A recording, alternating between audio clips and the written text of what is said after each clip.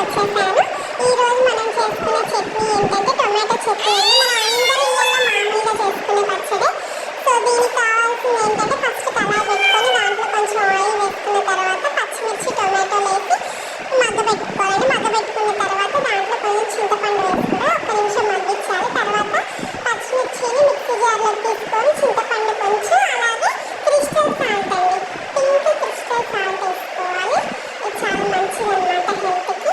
దాని తర్వాత వెల్లుల్లిపాయలు కూడా వేసుకొని ఒక్కసారే తిప్పుకోవాలండి. కచ్చా పచ్చాగా రోట్లో రుబ్బుకున్నట్టుగా ఒక్కసారే పట్టేసుకోవాలన్నమాట. ఇట్లా కచ్చా పచ్చాగా పట్టిన తర్వాత దీంట్లో మగ్గించుకున్న టొమాటో పీసెస్ కూడా వేసుకొని ఒక్కసారి కచ్చా పచ్చాగా అవుతుంది. తర్వాత కొత్తిమీర కూడా వేసుకొని ఒక్కసారి ఒక తిప్పేసుకుంటే మనకి రోట్లో నూరినటువంటి టొమాటో పచ్చడి రెడీ అయిపోతుంది అనమాట. యమ్మీ టేస్టీగా ఉంటుంది.